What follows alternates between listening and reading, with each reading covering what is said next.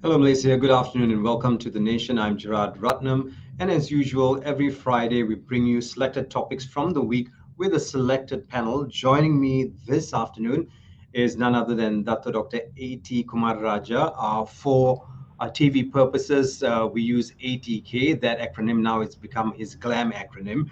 Also, we're joined by a very capable journalist who's become a leadership coach, FARIDAH. She joins us, and AZMI Hassan, a Geo-strategist from Nusantara Academy. And apparently you're accompanied by your grandson or granddaughter. Welcome into the show. Yeah, thank you. Well, thank you very much for making the panel this week. So a lot to talk about, some rather controversial issues. So I tread very carefully because some of these issues are bringing about a lot of storms with regards to conversations on social media. So I guess the biggest story today is us opening up. Malaysia is back in business. Welcome back, everyone. For those of us who've come back, so let's go around and your wishes to people coming into the country or who have already come into the country. There's been 17 flights till 10 a.m. this morning, so I think we're going to see a busy weekend in the city. We'll start with you, AT. I think we have more or less turned the page, Gerard, because we have, after 2 years of various denominations of the NCO, I think we have finally turned the page. We are now in transition to endemicity. While we wait for this epidemiological definition of endemicity as such, I think the country has moved forward. We have to learn to coexist with COVID, and I think all economic sectors, except for a very few, broadcasting included, I think we had this conversation earlier, Right. must already move forward. And I think not only the direct contribution of the tourism industry, which is about 4.5%, the indirect contribution, and which is nearly 15% or 14.5% plus, and about 1.3 million workers who are dependent very much on the tourism industry, will probably see a very good bounce back. All that revenge spending that has happened not only domestically but also internationally. And our borders reopening will ensure at least we match what we matched for 2021 in terms of foreign direct investments. And I think it's very, very good that we have decided to move forward with all the caveats. We may not have really done away with the face mask and MYSEJAHTERA, but I think we have actually taken a very detrimental, affirmative step towards going to endemicity. And well done to Malaysia, well done to Malaysians. Well, having said that, first of all, when AT comes in, he'll throw three figures out there and he'll just throw us off, or all of us off our game. But yeah, I mean, whatever you're saying is making sense. Also, this week we heard from celebrated journalist Deborah McKenzie. She recorded some messages for us. She said, look, it probably looks like a mess from where you are, but it really is a lot of great work on the part of Malaysia and Malaysians. She also took into account what's happening in the UK, and she said, look, you guys are opening up, but you're still very cautious, and that is very good. So let's go to FARIDAH, Hameed, the rose among the thorns today. Your thoughts with Malaysians coming back, and then we'll go to Ato, who is there with his grandchild. Yeah, I FARIDAH? mean, here we are after 2 years. After 2 years of feeling like we've been living under a cave. I personally don't plan to travel anytime soon because I think I just want to wait until all the kinks are worked out. But I'm just so happy because I've been reading all the articles and families are being reunited, husbands and wives are being reunited. A lot of people are going back to coming home from Singapore to Johor to see their families. People from Johor now can go back and work in Singapore. So I think all around it's good news. I just think that perhaps the issue is going to be about the SOPs. I think there is if you ask me, I think personally as well as just generally, I think there is a feeling of like taking it a bit easy. I think now that things have opened up. Yeah. But So I think, so sorry, I have to cut in here because it's just one SOP now with 10 requirements: wear face mask, operation hours, adhere to your permanent license, maintain hand hygiene, perform COVID-19 tests according to national testing strategy. And that's where the problems start to come in. Can you see that? Okay, perform COVID-19 tests according to national testing strategy. So everyone has to, there must be 3 steps to it or 2 steps to it. So I think that should be broken down a little bit more. But basically, it is all now whittled down to this. Very quickly, let's hear from AZMI. Yeah, there is a one SOP and 10 requirements, but I think we have gone this through 2 years before this, as Faridah said just now. I think we can adapt to it, Gerard. Mhm. There shouldn't be Right. any problem. As the saying goes, welcome back and welcome to Malaysia, Gerard. Right, right. So now let's get to something very interesting. Earlier this week, we had Edinku weigh in on internationalizing Bahasa Malaysia or Bahasa Melayu. That's still an ongoing debate. So let's just listen to what Edin had to say and come back to you guys. And I'd like to hear from you guys too as to what you think about internationalizing Bahasa Malaysia or Bahasa Melayu. Can we roll Edin's footage, please, from earlier this week? He was featured on the brief. It's an organic phenomenon. It's a lived experience. It doesn't come through the hand-downs of bureaucrats or hierarchies. And I think we need to acknowledge that the innovation of the Malay language has been happening for decades now. And so I think attempts at, however laudable, really to elevate the national language first within the consciousness of Malaysians, and then more importantly, regionally and internationally, is something that takes a lot more investment, requires a great deal more investment, and requires a great deal more seriousness than just this recent proclamation. Right, that was Edinku earlier this week. We'll start with you, Farida. What are your thoughts on this, the internationalizing of Bahasa Malaysia or Bahasa Melayu? Yeah, this is not a new thing. I remember they were talking about this when I was a journalist about 25 years ago. So this topic comes up every few years, and usually it comes up around the time of when an election is going to be coming, because it's a very popular topic. I grew up at a time when I first went to school was when we were making the transition from English to Malay. So most of the subjects then were going to Malay. So overall, I will just say this: I've got no issue with them wanting to promote Malay within ASEAN or internationally. But I think you have to be realistic. In aviation, in maritime, in e-commerce, in tourism, the problem that we are hearing everywhere from employers is the quality of the English is so poor.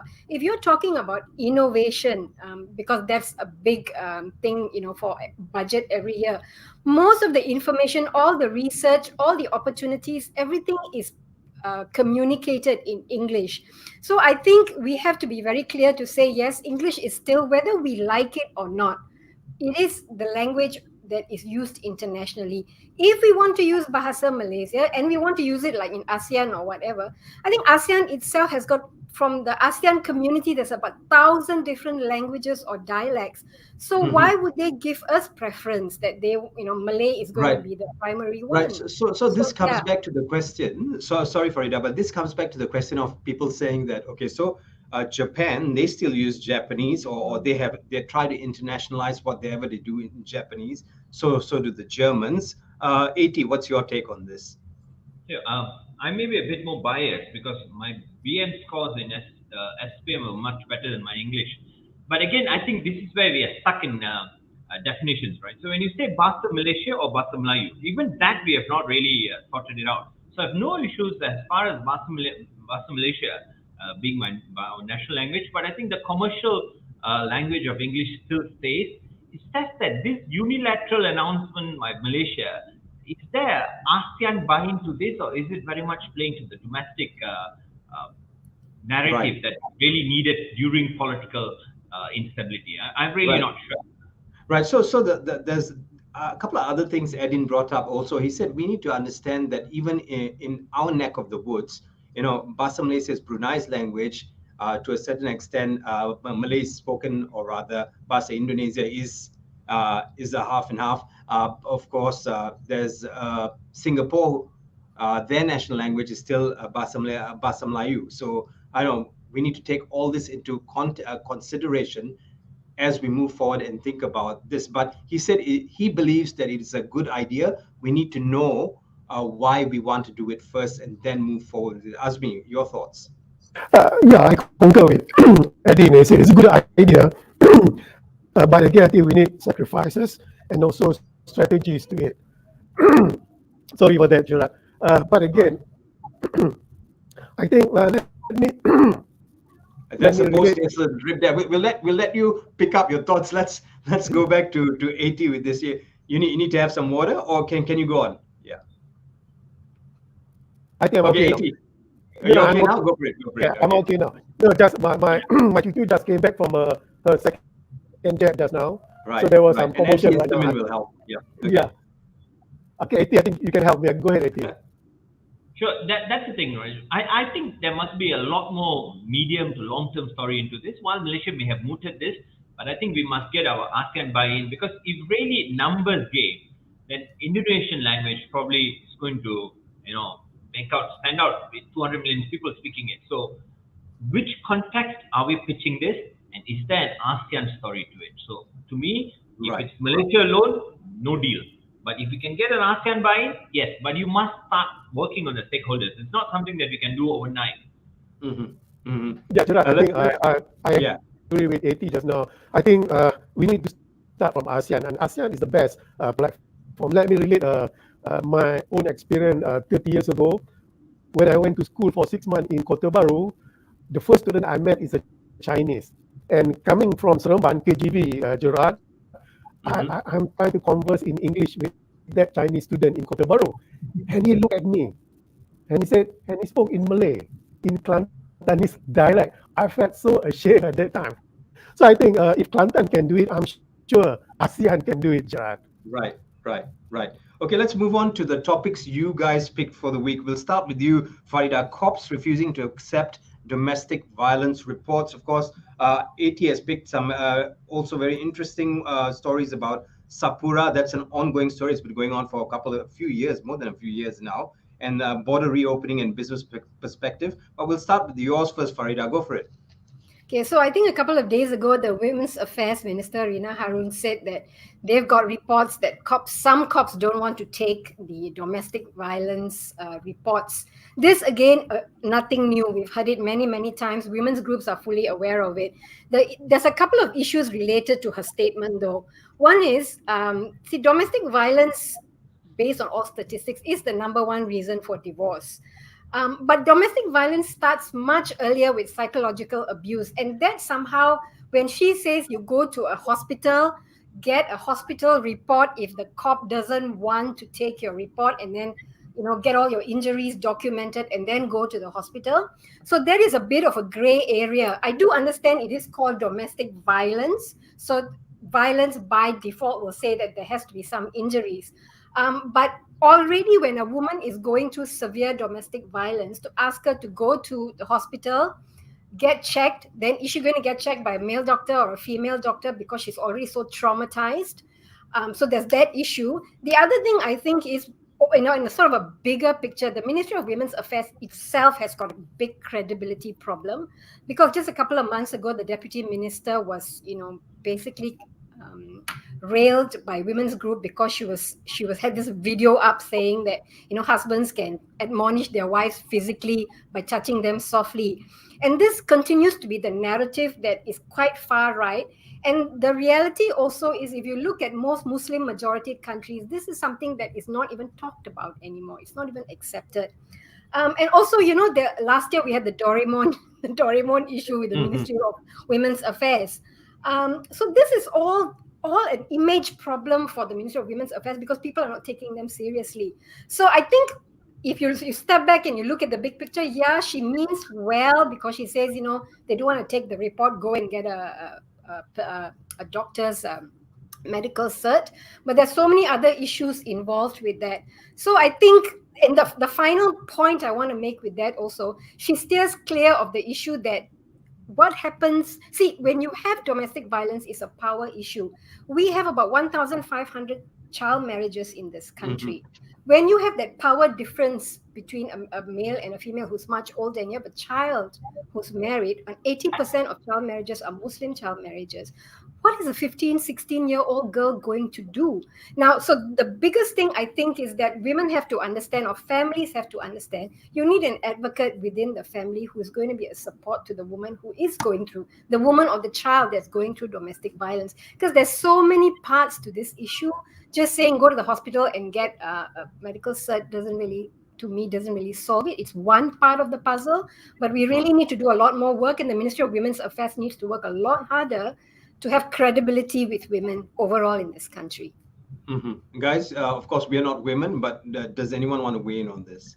Yeah, Gerard, I think it's very sad if the police doesn't want to take the police report because what kind of police report, whether it's violent, domestic violence, it need to be taken by the police. But again, as Faridah said just now, maybe domestic violence they see it differently. But again, let me put an analogy. When Will Smith smacked Chris Rock at the Oscar, he considered as very, very violent. And Will Smith got the percussion of it. I think violence is violence, and I agree with Faridah, Gerard. So something must be done about it. But I guess, you know, while Faridah is saying, while you're saying it's just a small part of the puzzle, I think saying something like that, if the police to come out and say that if the police are not making your reports, which means you're making it public, that is not happening. I think that in and of itself is a start for us to sort of work on things and for people to start writing about it. So I guess people in the media are going to start writing about it left, right, and center as to why this is happening, and that's going to create a bit more traction. Can I just jump in quickly, Gerard? I think it's really important that if any person, whether it's male or female, who is facing domestic violence, though we know women face it a lot more, if your police report is not being accepted, do a social media post, because that seems to get the best results, the fastest results. Post it, and something will be done about it, because we need to document these cases where the police are not wanting to take your report, because culturally we see it as a family issue. Right. Thank you very much, Faridah, for that. Let's move on to 80. 80, you've picked a couple of topics: border reopening, the business perspective. Now, we are all under the impression that, or some of us are under the impression that business is going to come back to normal as soon as borders reopen. So that's where we are with regards to lay people thinking that, look, we need business back, and with the borders reopening, it's all going to come back. But I guess there's more depth to the business perspective. And what are your thoughts on this? So that's the thing, right? So like business reopening is very good. I mean, we have moved forward, but then don't forget that we have actually moved 3 years backwards. So whatever growth we had in 2019, 2020, and 2021, we had a retraction. So our economy is back where it was in 2018. So every ringgit that has loss that has been suffered in the last 2 years of the pandemic must be recouped. And businesses, while they have revenge spending happening, demand outstripping supply in many areas. You can see the restaurants, you can see retail businesses, hotel rooms overbooked. But then many of these businesses have suffered over the last 2 years. And to recoup this, what we as business community want the government is not to impose new taxes, no more regulatory impediments to businesses, don't put in any statutory needs. Even this minimum wage story, I'm completely for minimum wage. I made a very good argument about why minimum wage, in fact, it shouldn't be 1,500, it should be near 1,800, but let's not impose it immediately, give a timed, phased approach to it, because businesses need to recoup over time, and that timeline must be right. And okay, so given the uncertain times we're in, you said we need to have timelines on this. What would be a good timeline? Let's talk about minimum wage. Minimum wage, right? So minimum wage, don't put 25% increase onto this 1,200 baseline we have now immediately. Let's do 10% this year. Let's do the balance 15% next year. Because minimum wage, by theory, if you increase 25% of my 30% cost, you're actually increasing my operational end by about nearly 15%. Not many businesses can take that already, because you are increasing, same time you're increasing my HRD Corp remuneration. You're same time increasing a lot of my taxation, and a lot of cost, actually inflation has really gone up. So cost of business has gone through the roof. And now you're going to impose another 25% on my wages. It's impossible. Does anyone have any other opinion on this with regards to what he's saying with minimum wages? Not the minimum wages, Gerard, but again, on the consumer part, I think that the confidence has to be instilled. For my part, I think the general population, I guess, they are very cautious. I think for the first few months, even though we are being open up everything, I think we are still very, very cautious. Confidence instilled, I think it's very, very critical so that we can prop up the economy, Gerard. Right. Faridah, anything to add on to this? Yeah, this just, with this inflation, the price is going to be passed on to the consumer. And so this is where this is going to be a vicious cycle, because prices of all things have gone up. And so the prices of raw materials gone up, wages gone up. So it's just going to get worse and worse. And we as a consumer at the end are going to have to decide whether we're going to go to these premises, whether we're going to buy these products or services. Because if we can't afford it, it's not going to happen. And then it's going to affect the business growth again. So I'm sort of in the middle somewhere. I do understand why they want to raise wages, but I think the repercussions, we have to wait and see what's going to happen. Right. Coming back to you, AT. No, that's the thing, right? I mean, again, there is no evidence in any of our comparable economies to saying that minimum wage increases does lead to long-term inflation. Yes, there is a small kink, but eventually it tidies over. But then there are other things like, so windows of opportunities. Even if now industries are fully open, people are all gung-ho about moving forward. But then look, we don't have enough foreign workers. The shortage is anywhere between 1.5 to 3 million people. If you take plantation industry, one of the things where we approved that 32,000 workers to the big JLC companies 6 months ago, not a single worker has stepped through in the country. So don't forget, we have lost out nearly 11% of this edible oil market just in the 6 months, simply because we just don't have enough people plucking the fruit bunches off the palm trees. So this window will pass if we don't correct it now. So we're going to come back to you with Sapura. Let's just go to AZMI first and talk about, you picked the MYSEJAHTERA kerfuffle, and I mean, a lot of people have a lot to say about MYSEJAHTERA. You can see a smirk on AT's face at this point. I don't know why, but what are your thoughts on this? One thing for sure, why I use the word kerfuffle is I like the word kerfuffle. You like the word kerfuffle? Yeah, I like the word kerfuffle. The problem is that I think the ministry, Khairi Jamaluddin, the minister, explained it very well. Because there are two issues here. One is our data privacy in terms of, because the data in MYSEJAHTERA is a wealth of information can be used. And the problem is that one of the, I would say, the owner of the IP is the company is based in Singapore, and Khairi already explained it. The data will belong to the Ministry of Health. So that's settled. Another thing that needs to be settled is that the amount of money that need to be spent in order to obtain the IP. I think that's where the problem still lies. Is it 200 million? Is it 30 million? Khairi Jamaluddin never answered that question in Dewan Negara. So back to you, kerfuffle, Gerard. Thank you very much. I think, Farida, you had some points that you were talking about prior to us going on air. Maybe you'd like to mention it. Yeah, I was given a WhatsApp that was going around that had gone viral, apparently with the payment schedule that has gone out. Now, I will say I'm not sure whether this is confirmed or it's not confirmed. Once again, if it's on WhatsApp, there's always verifying to do with regards to these things, But it's apparently the document. So I would say I've watched Khairi in his press conference, not press conference, but he was talking to the media, and I will credit him by saying that he actually took the time to answer the media's question, and he was very calm and very measured about how he was explaining it. But I think with so much of conjecture going around, somebody needs to come clean about what actually happened, and the language that they're using is vague.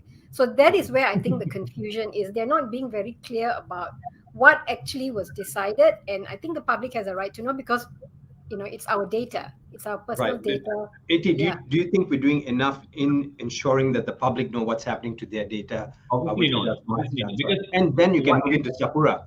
I think KJ has been quite welcome in terms of how he has explained it, but he has really put the figure and says, look, we're still negotiating with MOF, and when we come to an understanding of the figure, we will announce it to Parliament. I'm really not sure, but that's like really being very vague about it.